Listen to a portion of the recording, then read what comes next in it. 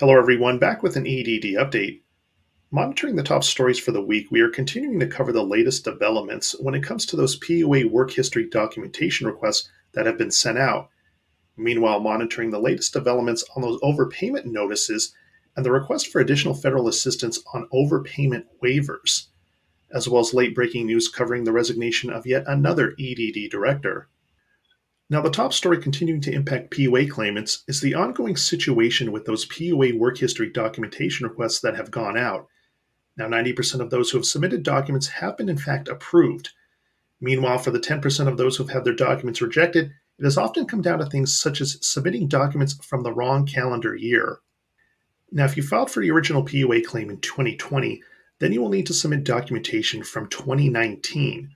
Or if you filed for your original PUA claim in 2021, then you will need to submit work history documentation from 2020.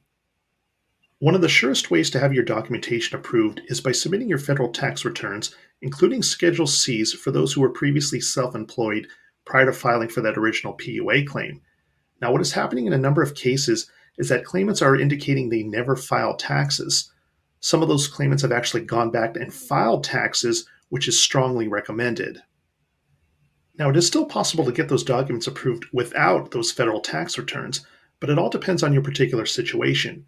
For example, if you plan to begin self-employment prior to filing for PUA, then items such as business licenses, employer ID numbers, and business plans are the items advised to be submitted. Whatever the situation is, you will want to be as thorough as possible. Now, while overpayment notices continue to be sent out informing claimants they now owe the EDD for previously received funds while on a PUA, regular UI, or PEUC claim, there really has not been any substantial movement on those overpayment waivers, which would forgive any balance owed to the EDD as long as the claim was deemed non-fraudulent and proof of financial hardship was determined. Meanwhile, the National Association of State Workforce Agencies has sent a letter to Congress requesting additional federal action on overpayment waivers.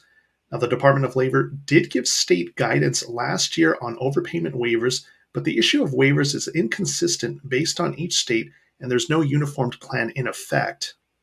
And finally, EDD Director Rita Sines has abruptly announced her resignation after just over 1 year in the position, which means the EDD will now see its fourth director in just 2 years. Sines has come under frequent criticism during the last year in how the EDD handled unemployment issues during the pandemic, including paying billions in fraudulent claims, not releasing funds on legitimate claims, and massive administrative backlogs and understaffing. In the meantime, we will keep monitoring the situation for further developments, so make sure to click on that subscribe button below for future updates on this channel, and thanks for watching.